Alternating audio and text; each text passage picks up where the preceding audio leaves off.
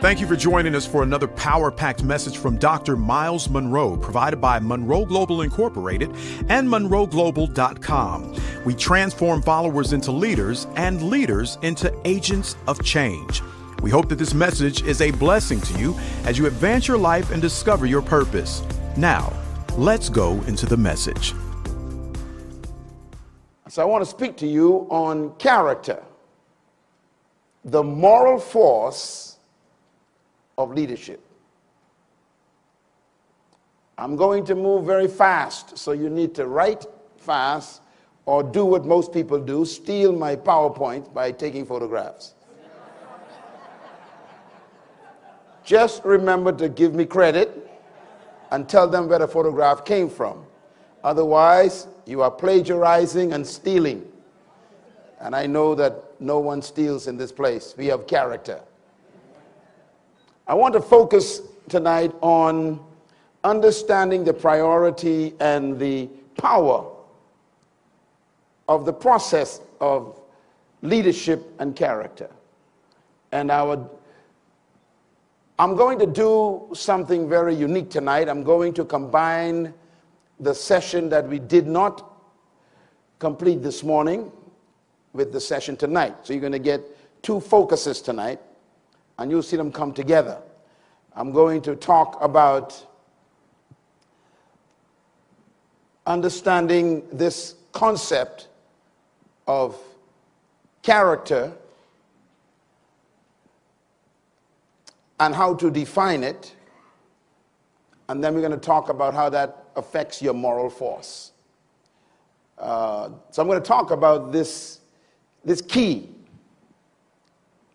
the foundation key of 21st century leadership. We will not survive the next 10 years if we continue the way we're going globally.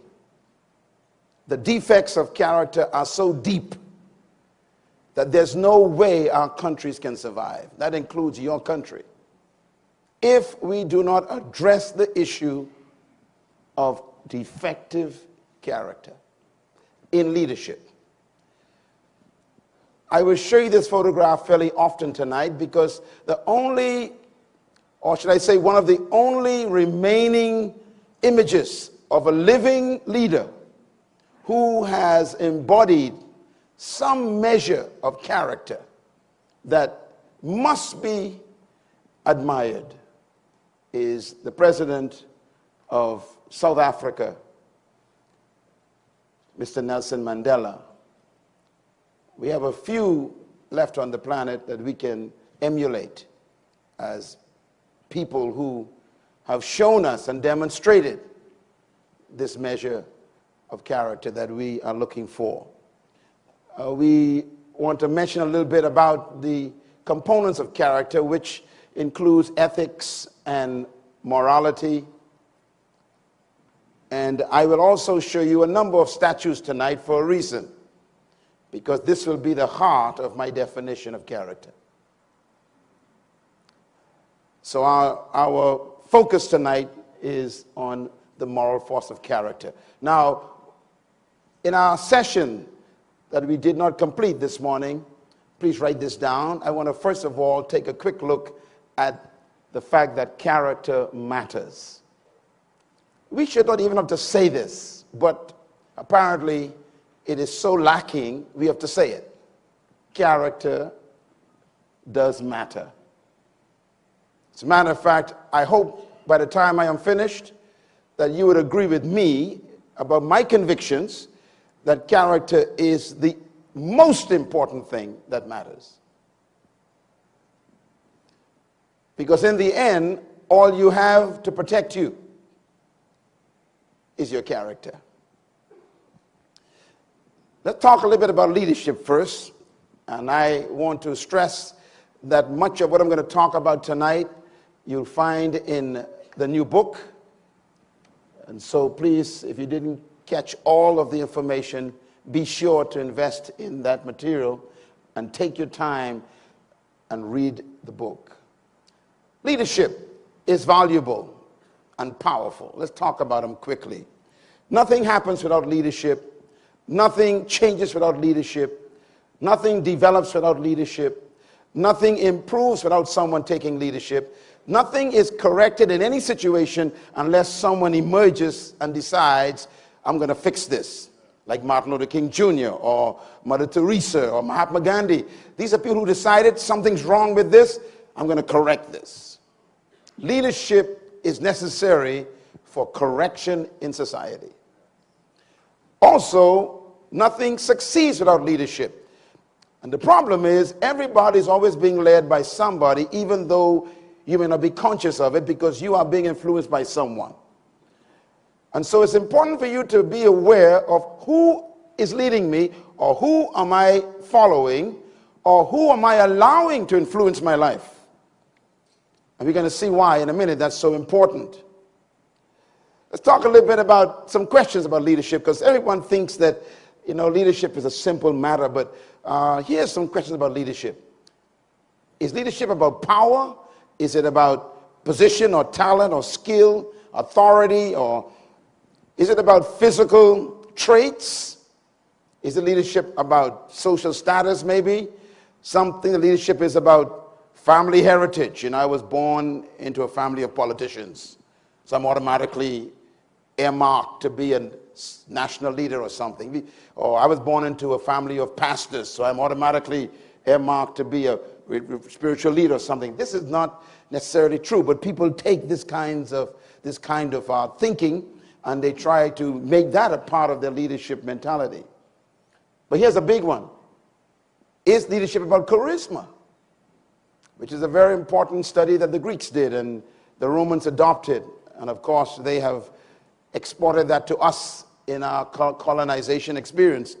That there's certain gifts that a person has that makes them different from everybody else. This is very dangerous. They call it charisma, which is a Greek word that means giftings of the gods. What about leadership concepts and philosophy? I always give you mine. This is my belief about leadership. I believe that everybody was born to be a leader, but not necessarily over people. You were born to be a leader in an area of gifting. And therefore, trapped in every follower is a hidden leader that needs to be released.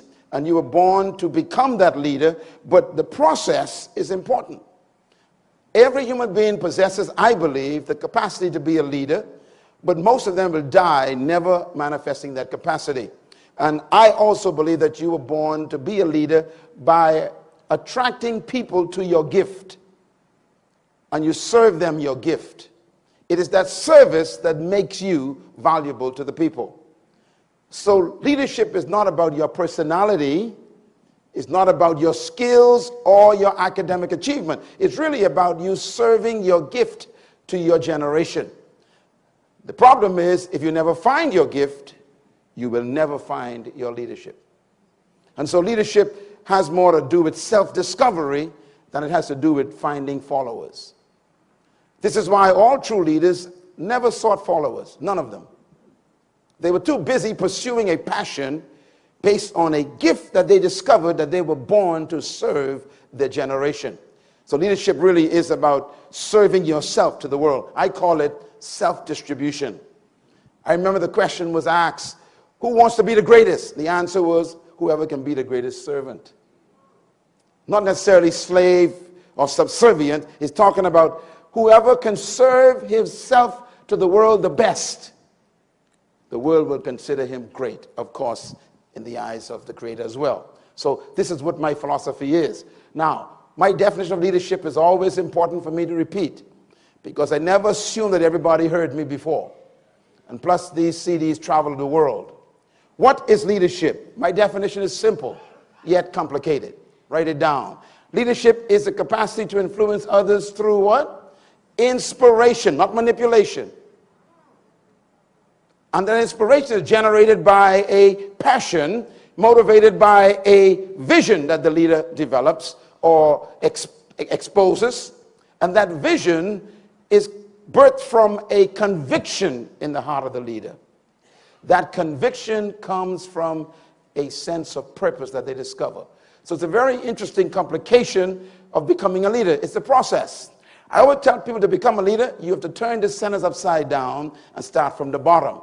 In other words, to become a leader, you must first discover your purpose, which then leads you to a deep conviction that you were born to do something important for humanity. That conviction, it shows up in pictures. So we call it vision. That vision becomes a passion for the person. That passion inspires other people, and once you inspire people, you can influence them, or they allow you to influence them, and that influence is what we call leadership. So true leaders never seek leadership. They are too busy pursuing a purpose. So when a person wants to be a leader, tries to be a leader, pursues to be a leader, that's a very dangerous person. If you study true leaders, most of them are reluctant leaders. They never wanted to be leaders. Circumstances drove them, or a passion drove them, or a conviction took over their lives. This is why true leaders never seek power. Matter of fact, some of them actually hate power. They love to empower. Completely opposite. Their desire is to make other people great, to free other people, to make other people prosperous. True leaders are completely contradictory to those today we call leaders, because they seek the good of other people, not the good that people can give them. When I read about leadership, I remind you of these two statements, one by Abraham Lincoln. Here's a man who was a reluctant leader. He says, concerning the position he had on slavery, he told his party, his own political party, he says, slavery is wrong. Black people should be freed in America. Do you know that most of his party members owned slaves? And they said to him, you are crazy, we're going to kill you. He went against his own political party. Show me politicians who would do that today. Your conviction should be bigger than your political platform. You know, think about this. All those who were in his party and government at the time, we remember none of them. Write this down. Your convictions make you historical. You are not remembered for what you compromised on. You are always remembered for what you stood for. If you compromise, I guarantee you'll be forgotten easily. He said these words, I have said nothing but for what I am willing to live by, and if it be the pleasure of the Almighty God to die by, end quote. The guy says, look, I'm already dead when it comes to this conviction about slavery. I always say that real leaders are dead people. That's why you can't hurt them, you can't insult them, you can't criticize them, you can't oppose them. Why? They can't feel. They are dead. They've made a decision already. They have an agreement and a contract with death. Some of them actually invite death into their lives. Like Mahatma Gandhi, who sat in that prison and said, I'll never eat another morsel of food until the people of India are free from the yoke of colonialism from Britain. He imposed his own death. No wonder why they had to make sure he didn't die on their hands. Here's another one, almost 100 years later. Read. It says what? It is an ideal for which I hope to live for and to achieve, but if needs be, it is an ideal for which I am prepared to die, end quote. Don't they sound like they know each other? Two different lifetimes, separated by years and years and decades, and yet the same spirit. These are dead men. That's why you couldn't kill them. I believe one of the greatest statements about leadership is found in these words. If you save your life, you will lose it. But if you're willing to lose your life for a cause that is noble, they will never erase you from the books of life. You know, in this conference, you got a choice whether you will be remembered or forgotten. And most people are so useless to their generation that they literally need a tombstone in the earth to remind us that they used to be here.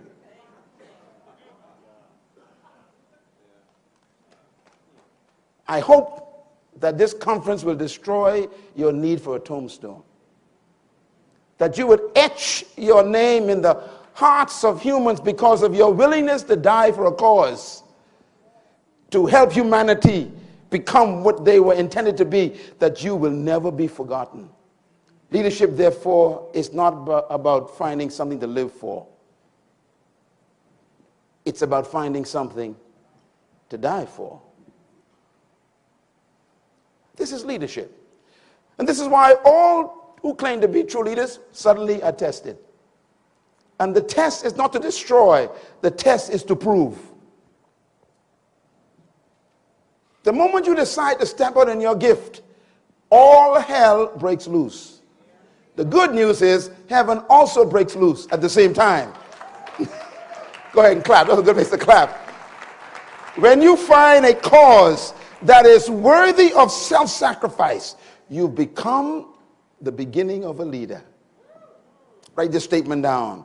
True leadership is born when you discover the problem in life you were born to solve. I am of the deep conviction that every human came to earth to solve a problem. Most people don't ever find the problem, so they basically get a job.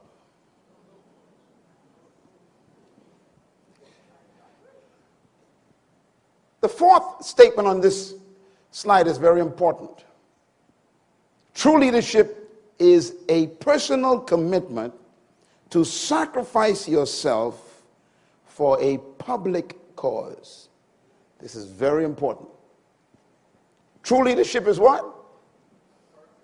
A willingness to personally sacrifice for a public cause.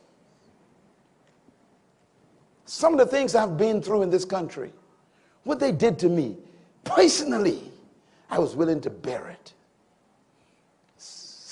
You think about Mr. Nelson Mandela, who I will refer to a lot tonight.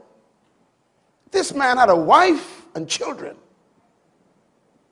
and decided he would give up his family for 27 years. A personal sacrifice for a public cause.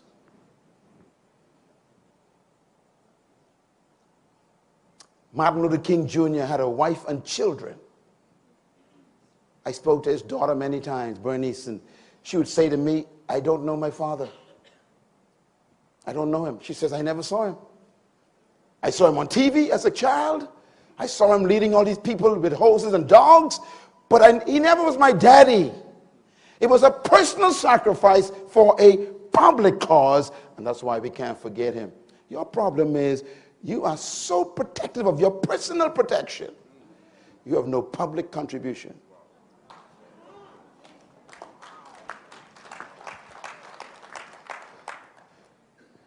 This is leadership. You cannot change the world and have a normal life. I know what I'm talking about. I hardly sleep in my home. I was counting the days I spent at home this year, and I'm embarrassed. But it's the public passion that demands the private sacrifice. And that's why most people prefer to be followers. Followers can have a 9-to-5 job and watch TV from 6 o'clock. And we forget them. And we put tombstones where we lay their bodies to remind us that they used to be here. What a tragedy. I put it to you, when I think of this woman, Mother Teresa, a simple teacher of high school in India, decided, I'm going to quit my job. And she used her last paycheck to buy food from the street vendors to distribute to the beggars and the lepers on the street, would you use your last paycheck for other people? Personal sacrifice for a public cause. Write this down. True leaders do not seek followers. True leaders attract followers. Why? Because followers are attracted to the person's gift. They are attracted to the person's passion that makes them attractive. And that's what makes the leader the leader. People are attracted to their gift. It's like a fruit tree. A fruit tree never brings its fruit to you because its fruit is its gift. It attracts you. And this is why attraction inspires people to submit their energy and their time and their resources to your public cause. Can I just warn you that when people start gathering around you, never believe it's about you. See, the problem begins when you think it's all about you, that you are the leader. No, you have something that they want. And this is why most of the worldly celebrated people, famous people, always collapse under the weight of what they call fans. Because they think people come to them. I know why you're here. You came here to this country not because of me as a person. I know my gift. And it doesn't belong to me. Can I suggest it this way? A fruit tree never eats its own fruit.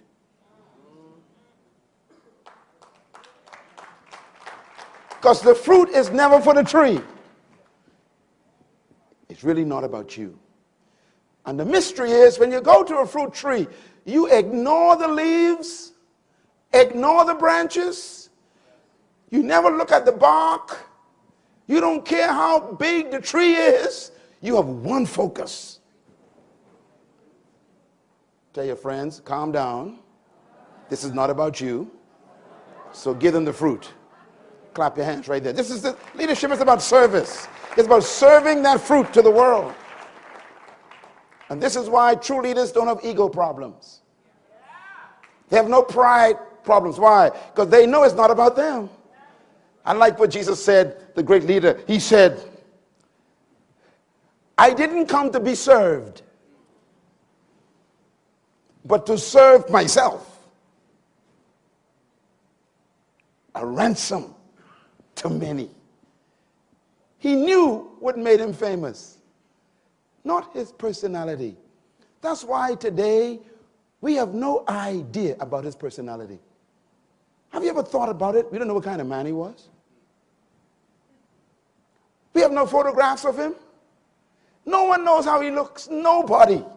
And yet he's in people's minds every day.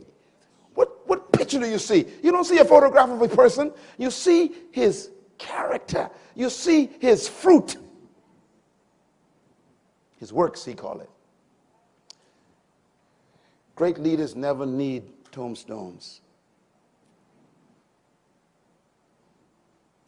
Reminds me of Moses, huh?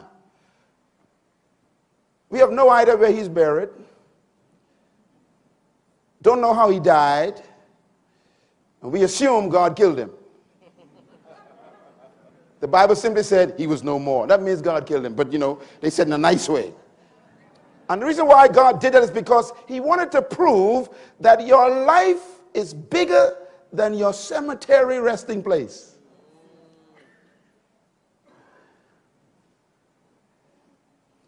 Live in a way that it doesn't matter where they bury you.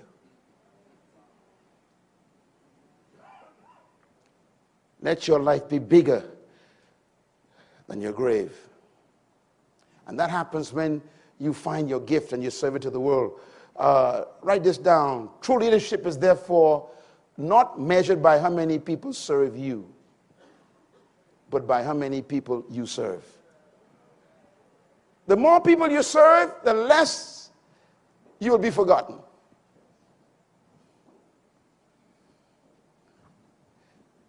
%90 of the people on the planet Earth are focused on self-preservation, looking out for their own selves. You spend your life living for people, you will never die. This is true leadership. I want to therefore say to you that leadership really is not just finding a job. Let me give you a list of what I call the kind of leader we need in this century. First, we need leaders who can plan. Secondly, leaders who can make tough decisions. Thirdly, leaders who can inspire and motivate people instead of manipulating them. Fourthly, we need leaders who can respond to change, flexible. And then we need leaders with honorable character. And I put that at the bottom because that's what we want to focus on in the next few moments. Character. True leadership is not a right, they say. It's a privilege. People don't have to follow you. And I always make a point here, write this down. Trust is the currency of leadership. In the economy of human influence, trust is the currency. You cannot lead people who don't trust you. So the problem is, where do you get trust from? And my conclusion is, trust is a product of character. A person of character can be trusted even in their absence. That woman downtown in my country, we are not there. We are on a different island tonight. But I can tell you exactly what she's doing in her absence. Why? She is character.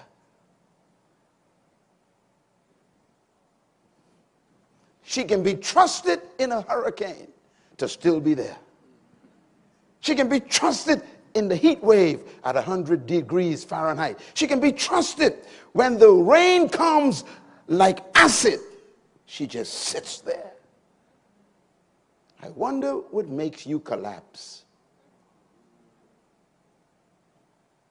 The temptations in the dark.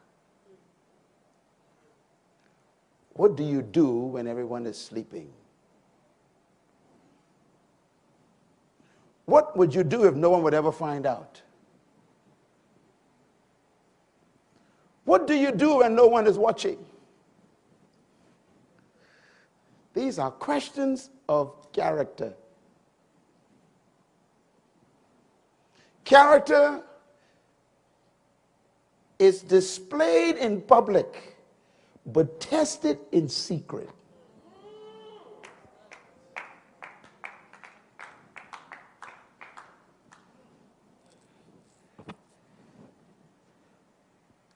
And if you want to be trusted, you have to pursue with all your passion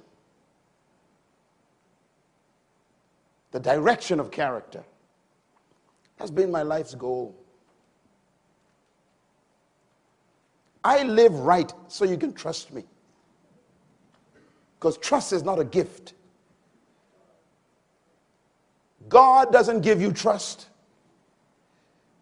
There's no gift of the Spirit called trust. Trust is earned by consistency. What did I say? Write that down, please. Because you see, the problem with leaders today is they change every day. Not only day, they change a few times in a day. Trust. Character is the source of trust. And so if we can focus on trust, we can understand how leaders can fulfill their roles. Let me give you the roles of a leader real quick. Leaders, first of all, are supposed to provide vision for people, and then they transfer that vision to the people. They're supposed to build a team to carry the vision out. They're supposed to empower that team and trust them with responsibility. They're supposed to direct the team toward results. They're supposed to manage priorities, which is very important. And then leaders must possess and live by values, which means that they must cultivate a high standard of moral ethics. I don't trust a visionary who has no values. Your big vision doesn't impress me because I don't know who you're sleeping with in the night. Values are more important than vision. Principles more important than power. And sometimes we pursue the academics of leadership and not the morals of leadership. We become experts with clay feet. Skillful people with no foundation. This is dangerous. And that's what we have today. Let me give you quickly the 12 keys of leadership. You want to become a leader? Take a photograph of this and then I'll charge you later. The 12 keys to become an effective leader. Number 1, what is it? Purpose. Number 2, passion. Number 3, compassion. Number 4, vision. Number 5, principles. Number 6, trust. Number 7, competence. Number 8, inspiration. Number 9, priority. Number 10, moral conviction. Number 11, dedication to a cause. And number 10, character. And I put it on the bottom because it is the foundation of the whole building. Leadership is vital. The most powerful force of a leader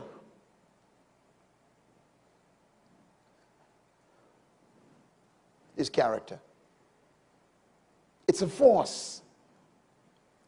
It has its own energy.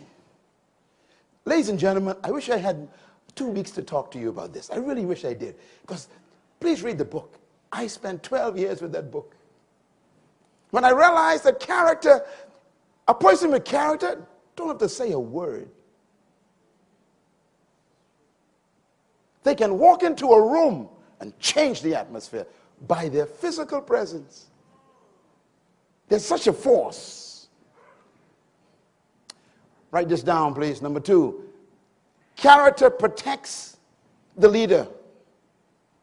It protects the leader's life, his leadership, and his legacy. Character protects the leader's life. It protects the leader's leadership and protects the leader's legacy. When Mr. Bill Clinton died, what will you remember? That young lady's name still comes back. His legacy was canceled.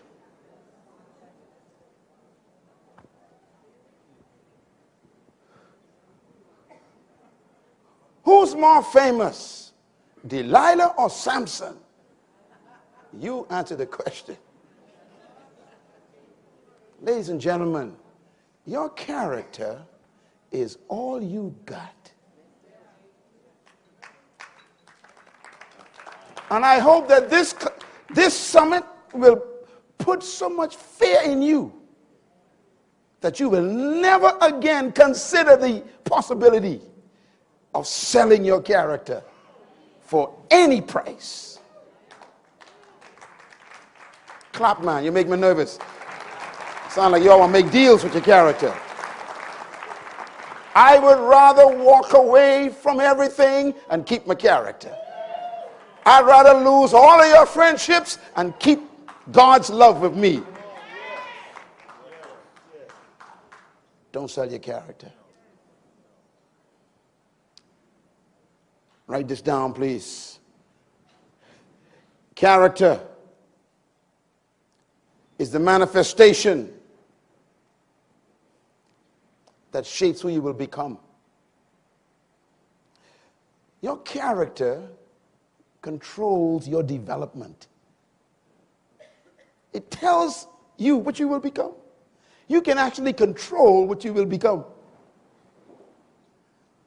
by protecting your character. Without character, every other aspect of leadership is at risk. You know that. You've seen the flies fall.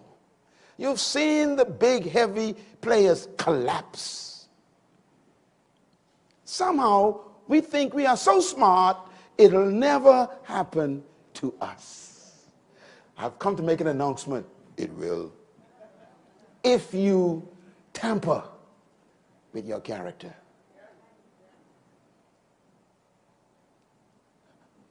Character extends the longevity of a leader. Write it down. If you want to make it to the end, it's not difficult. Just decide in this session that you will live the rest of your life protecting the integrity of your character. I won't leave you without instruction before we close. I'll show you what character is so you can know exactly what to do with it. But it will determine your longevity. In my circles that I move in, which is a few circles, I meet people in politics, in business, in religion, in all kinds of corporate settings, and I could almost earmark the ones who won't make it. I meet some powerful preachers, and after 2 minutes with them, I go, this one is on his way down. And everybody's clapping while I'm weeping.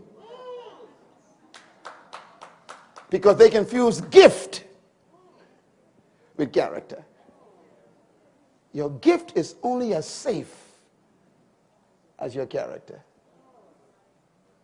Your gift can never keep you. How many gifted people today are walking the streets because they violated their character? Ladies and gentlemen, I want to give you what I call the moral force of character. Character is in the long run, it is the decisive factor in the life of an individual and also of a nation alike. Roosevelt said that. This is the president of a country.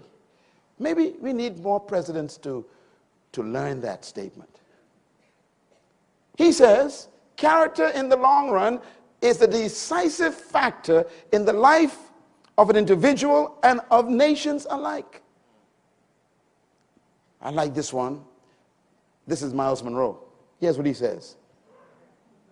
A leader's gift is only as safe as the character that contains it. Your character exists to hold your gift. It is only as safe as your character. What you are now could be destroyed next week.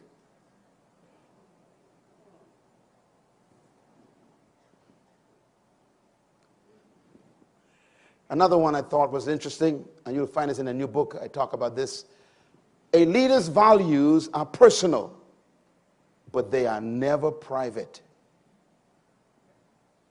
I repeat, as a leader, your values are personal, but they're never private. In leadership, there's no distinction between your personal life and your public life. We get this idea, somehow it exists in our leadership psyche that what I do privately is no one's business. It is everybody's business. The minute you spend my tax money, your private life is my business. Oh boy.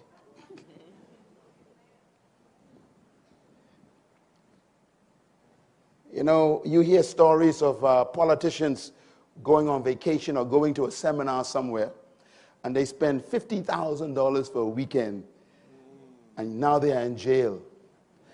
But it was a private seminar.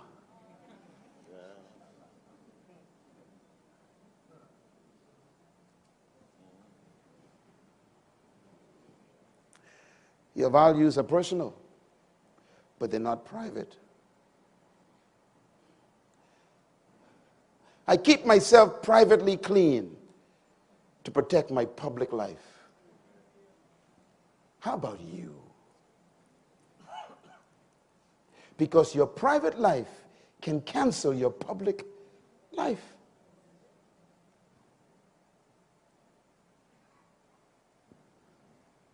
What are you doing right now that we don't know about that can destroy your future?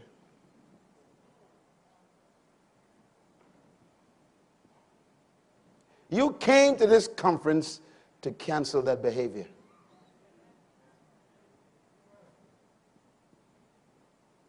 Because you are too important to us to lose you.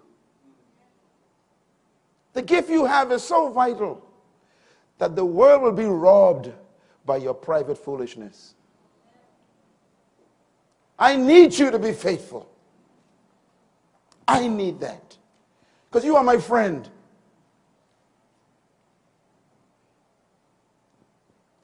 Everywhere I go, I carry all of you with me. Everywhere I go. Even in the dark. I carry you with me because I say they trust me. Live with people's trust on your head. That's all you get.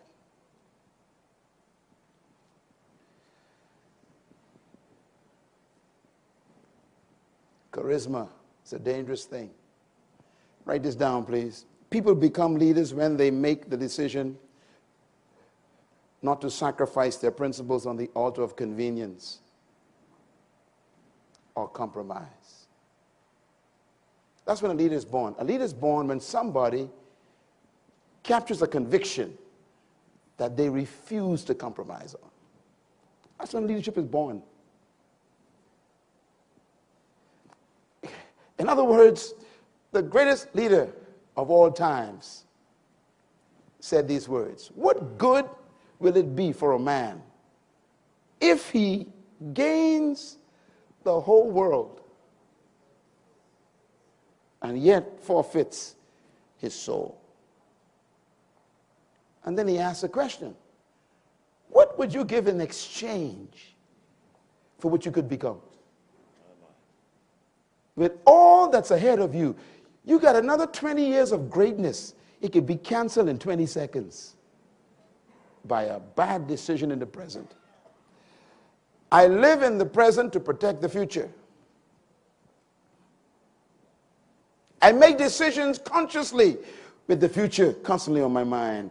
I told the young people in our organization, in our ministry, for the last 5 or 6 years, I said, look, God always gives you instructions, and if you obey them, you are wise, because all the laws of God are given to help you enjoy your memories. Please buy the CD just for that statement, because you don't understand what I just said. The laws of God are given to protect your memories. Let me put it another way. Before you make any decision, ask this simple question: will I enjoy remembering this? It's a tough question. You know this woman ain't your wife. She been calling you for the last 5 months.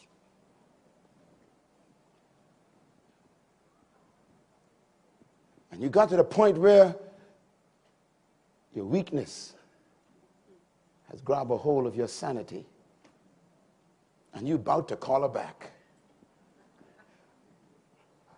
And the auditor in your mind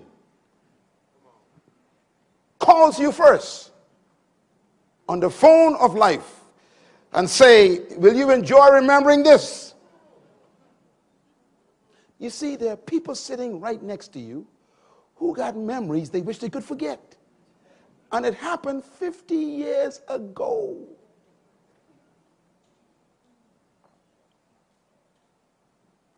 If you do right, you'll enjoy your memories. I was a virgin when I married my wife, and so was she. Boy, what a wonderful memory. What a memory. Not many in this room got that joy. made some dumb decisions. Don't add to the ones you hate to remember. Thank God for forgiveness. You know, the Bible is an interesting book. The Bible never says that you will forget them.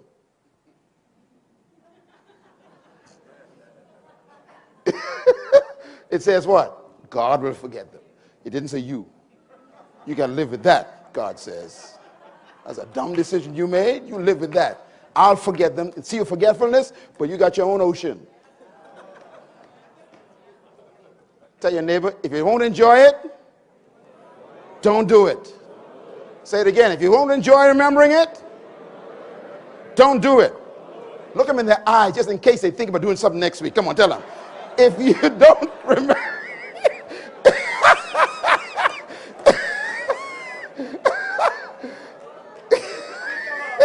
don't even think about it, he says. Yeah, you got to enjoy your memories if you live right. Is this good stuff? Yeah.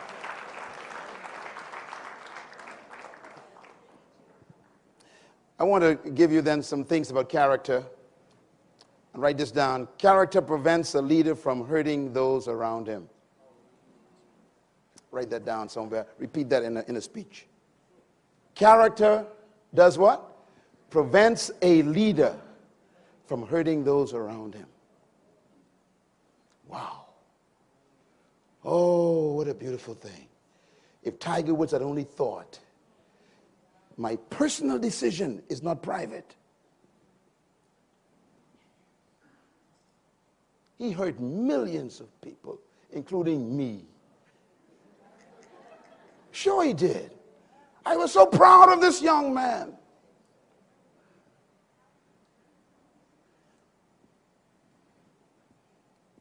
Character is about protecting the people who trust you. Number two, leaders influence the mindset of the followers. And therefore, leaders influence the characteristics of the followers. The last one is most important. Leaders influence the morality of the followers. Therefore, leaders influence the destiny of the followers. You can destroy people's destiny by your personal character default. We must have leaders who protect the people by their character. You know why it's good to talk about this in a meeting like this, in a summit like this? Because you with people who believe the same thing. So you got a support system here. And I hope you come back every year thinking, I'm going with my friends. We are a different breed of leaders. We are the ones who set new standards. We found some people who believe you can live right and still become a billionaire. Clap loud.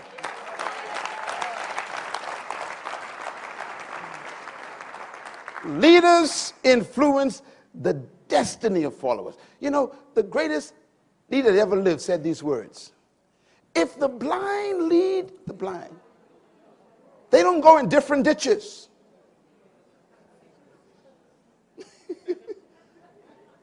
They both fall into the ditch. Can I suggest to you, you are going exactly where your leader is going. You know, some people ask me the strangest questions often. They say, Dr. Munroe, I know my pastor ain't living right, but he's a good man and he's a good preacher. What should I do? Leave the church. Yeah, but he's my bishop and he was my daddy's bishop. No wonder why your daddy's dead.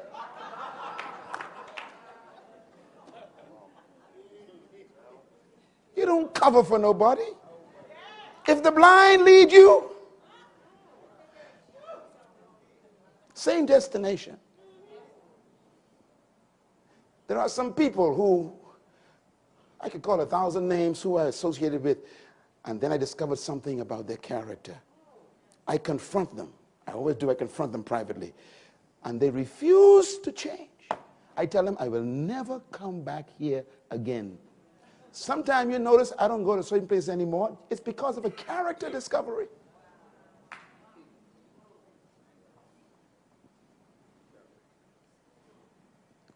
Because I am not a ditch dweller. Tell your neighbor, I'm not a ditch dweller either. I don't dwell in ditches. You're on your way to a ditch, you go by yourself.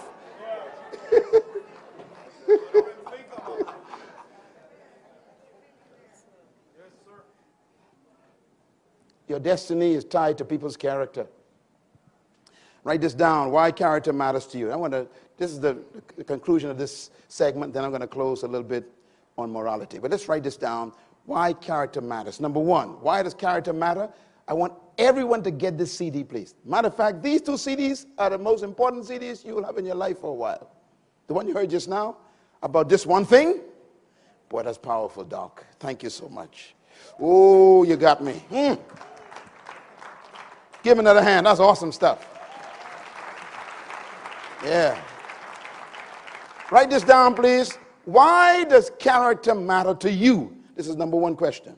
Here's the answer. It matters to you because, first of all, character establishes and strengthens your inner life so that you are a person of integrity and honor. Number two, why does it matter to you? Because it enables you to effectively fulfill your purpose and potential. Why does character matter to you? Number three, because it protects your leadership and your vision. It prevents you from canceling your vision and leadership permanently and enabling you to leave a legacy for your own generation and future generations. Character lives beyond you. And that's why it is important to you. It is important to you because it protects you and generations. When my wife had my son, and the doctor gave me the baby to hold, I held this little boy in my hand. And I'll never forget, my wife and I had talked about what we're going to name our son. He's the one you saw standing next to me today, a little handsome fella. And I said, I'm going to give him my name. But I had to think it through for a minute. Because I knew if I ever gave my son my name, it will force me to live right. Otherwise, he'll be cursed forever.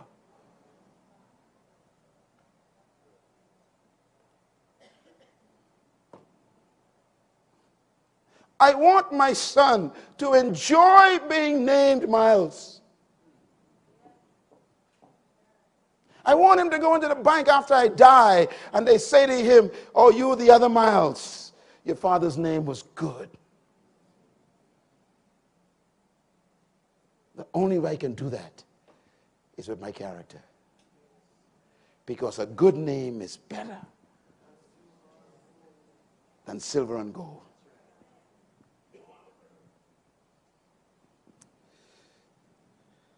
Protects generations. Second question, why is character important to the world? First, to you, but why is it important to the people around you? Number one, because it is the key to inspirational leadership. People need the encouragement and the influence of genuine leaders if they are to fulfill their own purpose and live peacefully and productive lives. They need people with character around them to help them do that. Secondly, it is safeguarding the well-being of those who are under the authority of leaders or are otherwise affected by leaders' actions and influence. That's why it's important to the world. And thirdly, why is character important to the world around you? Because it enables leaders to build and maintain a healthy communication of communities around them while addressing critical problems with ethics and integrity. It's very difficult for you to talk about stuff that you ain't doing. Now, this is where we get into the moral force of leadership. The moral force of leadership is character because character is the only thing that gives weight to your words. Your words have no weight. The weight of your words is in your character, not your volume. The weight of your words is in your character, not in the size of the words you use. The weight of your words are in your character, not in the sophisticated sentences that you can complicatedly put together. How many times have you sat listening to a speaker and every word they spoke you canceled in your mind because you know too much about them? I wonder if people are canceling your words.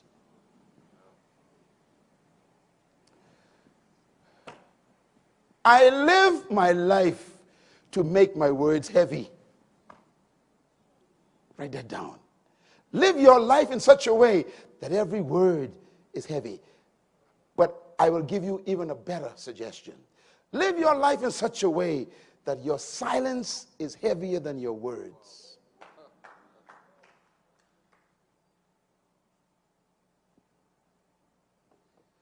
A person of character has a heavy silence. It's a moral force.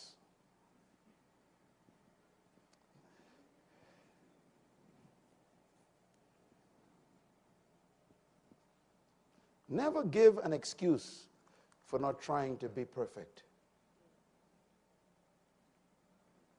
I'm going to say it again. Never give an excuse for not trying to be perfect.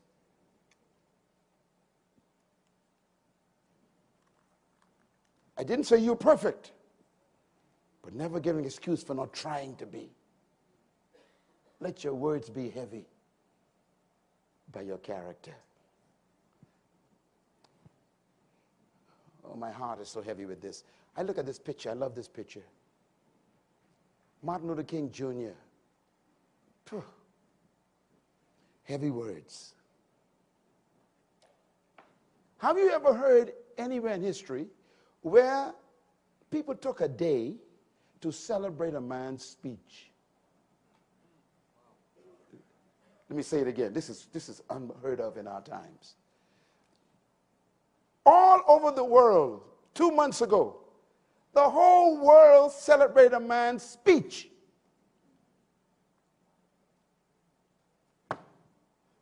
There are millions of books on the shelves, and no one celebrates them.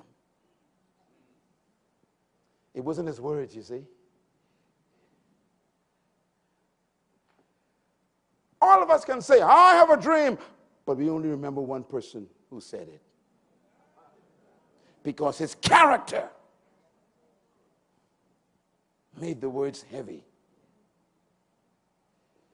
How heavy are your words? I've heard preachers preach, oh, Lord, I'm saying, turn it off. Why? I know you, man. And you got people shouting amen after you. They are so stupid. Some of them even know you and still saying amen. I mean, I'm like, everybody's blind. Jesus said, they both go into the ditch. And really, I'm not taking this lightly. This is serious. Your weight of your words is your character. Don't prepare a sermon. Prepare your life. Because your sermon is only as good as the life that backs it up. Your character gives your content weight. This is what it's about, man. It's not about getting applause. Because people can clap for a musician or a magician.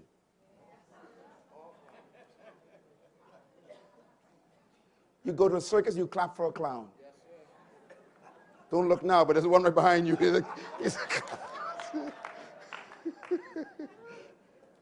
Everybody say character. It's the moral force.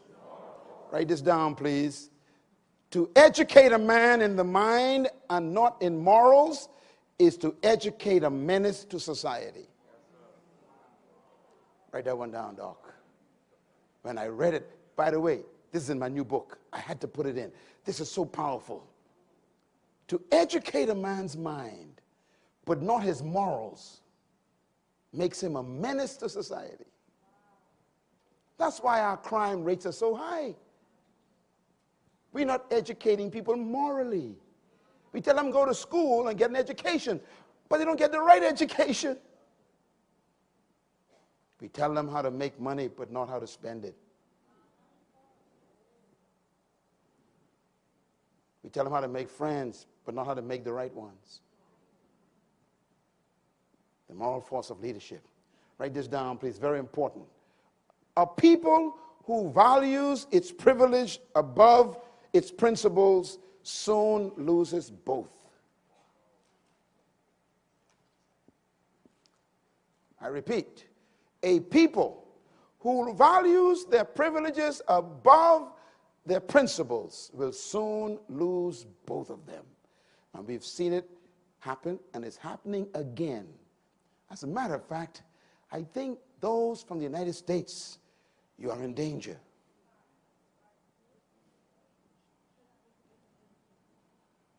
Because it seems like your social compass, your moral compass is going off the scale. Where you are so proud of your privilege and your right to be certain things, you don't care about the principle behind it. I've come to the conclusion that rights are not always right. And one of the greatest weaknesses of democracy is rights. Not all rights are right. You have a right to tell somebody a piece of your mind. But is it right to tell them?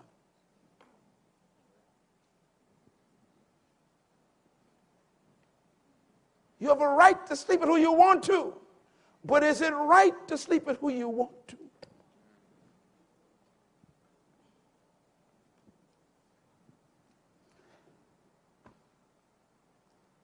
Not all rights are right. A person of character doesn't just pursue their rights. They pursue what's right. And sometimes what's right goes against the rights. And I say to all politicians in this room, you be careful of what rights you protect. Because your rights that you protect may be wrong. Yes, sir.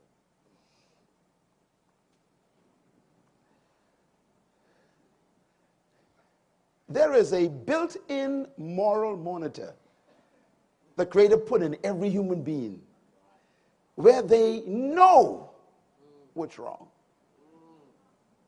Never ignore your moral compass. You never win. Whatever you compromise to gain, you will lose. And the story goes on, doesn't it? Write this one down. If an individual has strong values, he doesn't need a lot of external laws or rules to govern his life. The stronger your values, the less laws you need. You can tell when a country is dying. The law books continue to grow.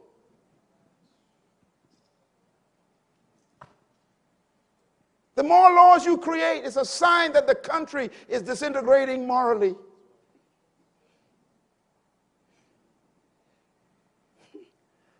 They made a law some years ago that a child could take their parents to court. Now, that's a sign that that society is about dead. When the children can take their parents before a judge, it's over. And you put a law in the book. When the government becomes the custodian of your own children and tell you how to correct them, your society is dying. Your personal values have gone.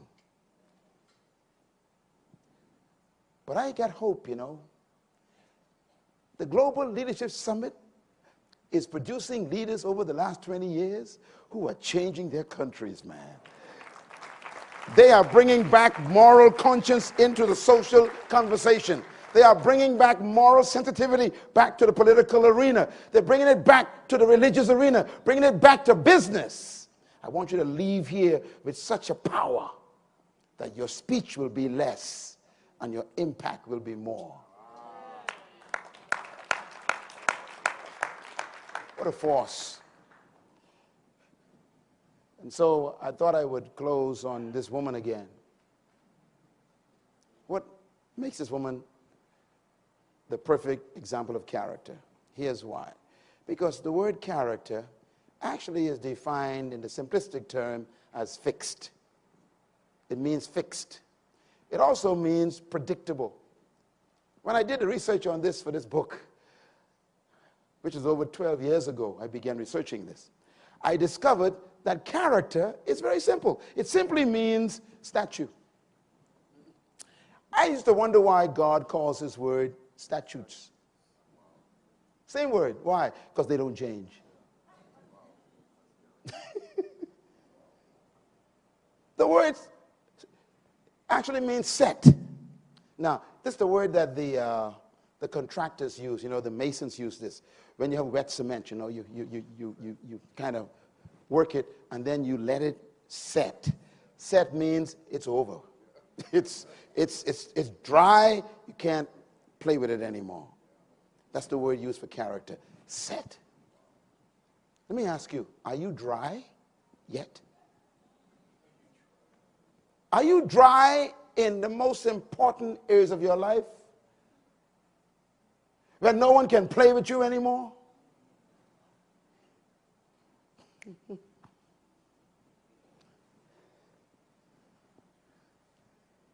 Fixed. Statue.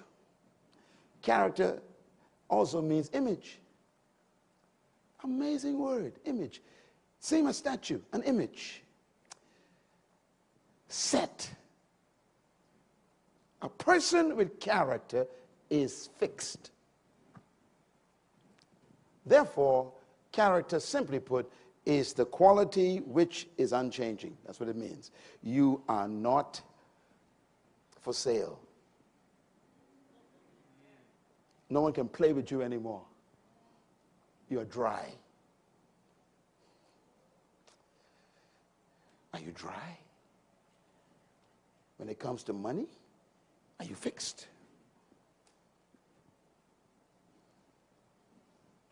What we heard tonight was so important about obeying God.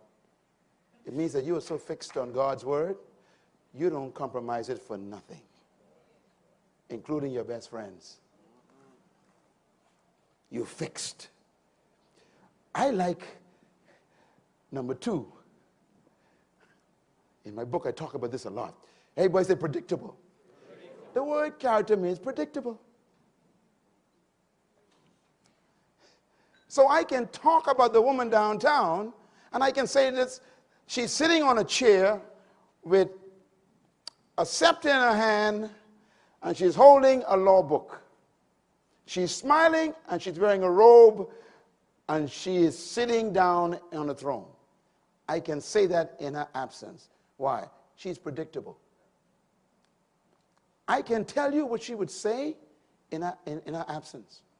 If you called her stupid, I can tell you what she would say to you. If you spit on her, I will tell you what she will say to you. And what she will do, I know what she will do. Why? She's fixed. If it rains cats and dogs, I can tell you exactly what she's doing if it rains. I can predict what she does if there was a hailstorm.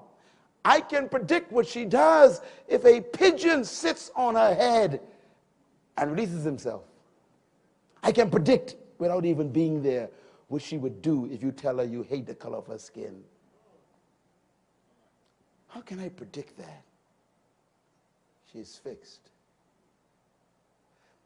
Can I predict what you would do in every circumstance? I mean, if somebody offered you to pay off your mortgage, if you just kind of wink at the invoice or give their company the contract, I mean, are you fixed?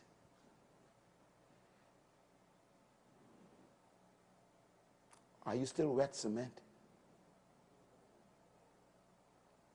A person of character cannot be bought. Let me just say something important. If someone approaches you to do evil or to break a law, it's already too late for you.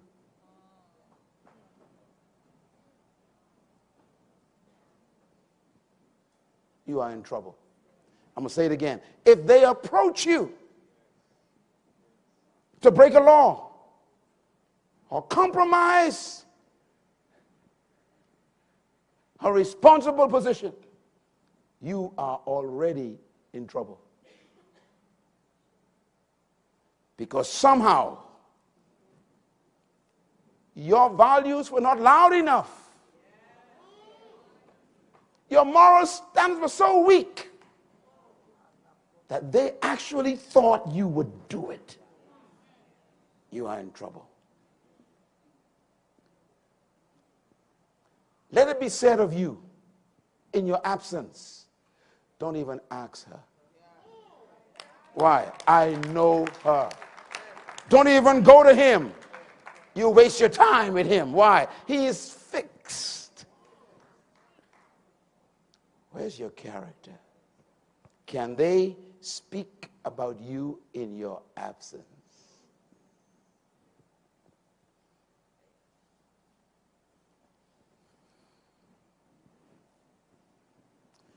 Take this CD, give it to your friends back home, especially those in top leadership in your country, because they were never taught in a session on character.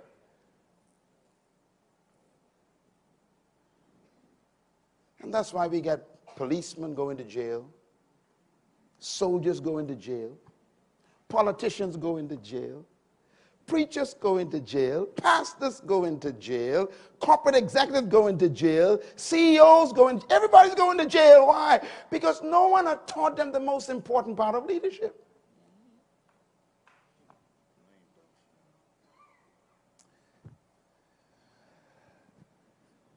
I'm never impressed by a man's title. I'm never impressed by his position. I'm never impressed by the way she is dressed. I'm never impressed by how much money they have. I'm never impressed by how well you preach or how you speak in tongues. I really don't care. I want to know about your character.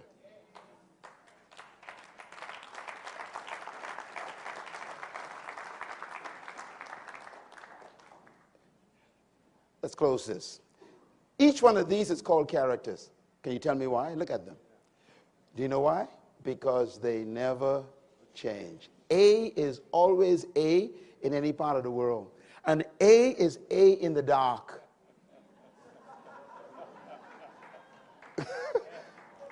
One and two is always one and two, whether you are in China, Asia, Japan, Bahamas, or the United States or Canada. The number doesn't change. That's why they are called characters.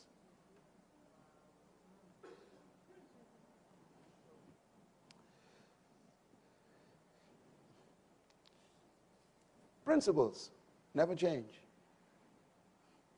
People think I'm a good teacher. I'm not a good teacher. I just have a good memory. That's all. I remember the principles. If you want to be a great teacher, just learn principles. All of my books are just principles. That's why they are sold all over the world in every language, 59 languages. Why? Because it doesn't matter what language it is in or what country it goes into, principles are the same in every environment. That's why character is simply living by principles. We heard it tonight. You never sacrifice your convictions for anything. Are you glad you came out here tonight? All right. We got to do a little bit a classroom exercise. Read number one out loud. Everybody go. 1, 2, 3, read.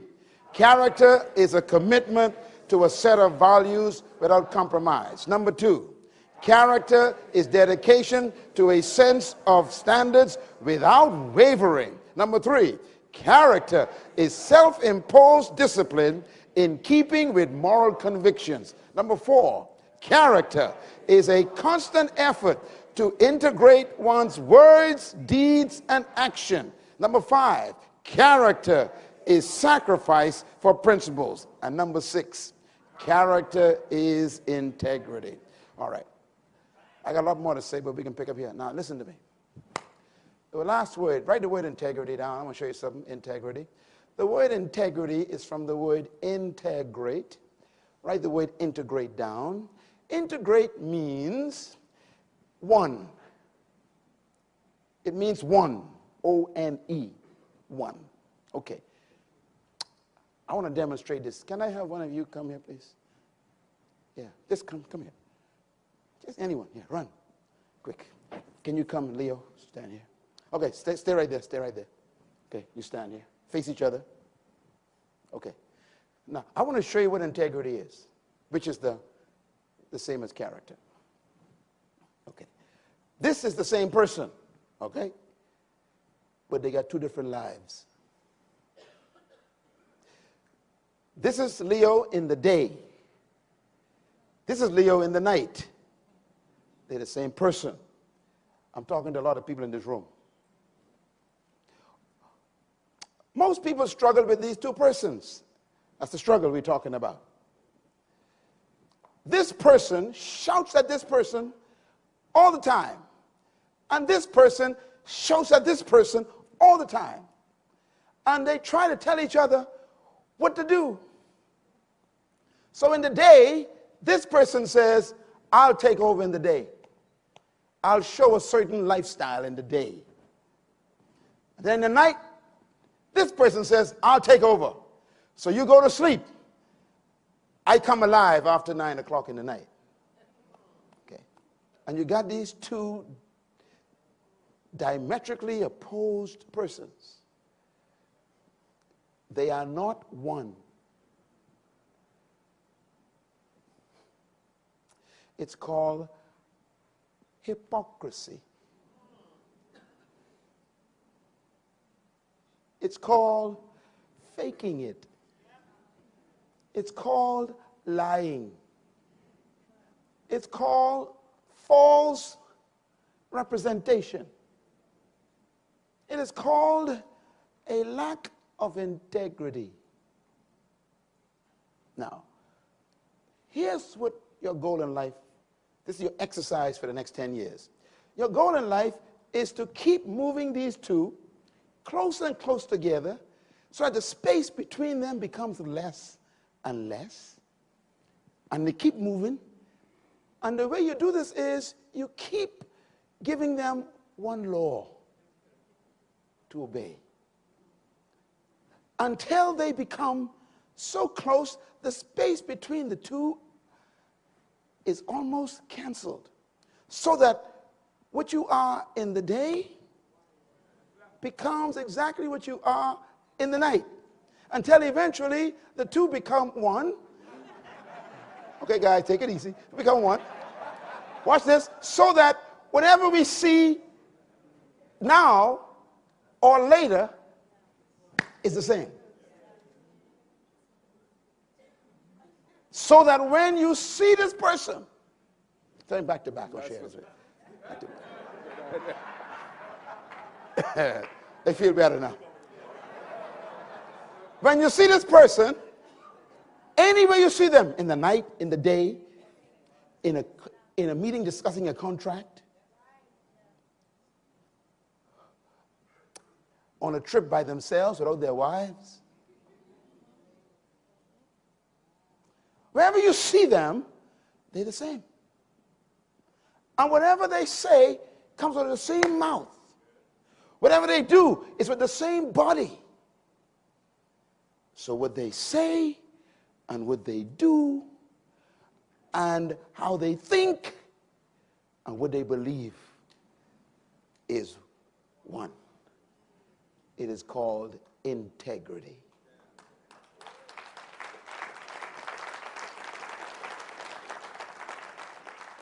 And so it shall be said, what you see is what you get. If you don't like him, he doesn't change. He's the same yesterday, today, and forever. Thank you very much. This is integrity. Thank you once again for listening to this message, as we hope that it has been a blessing to you. Our goal is to show you new paths and opportunities so that you can discover your purpose. It is your love, support, and partnership that makes Munroe Global possible. Please visit us online at www.munroeglobal.com for more product, partnership, or to join us at one of our live events around the world.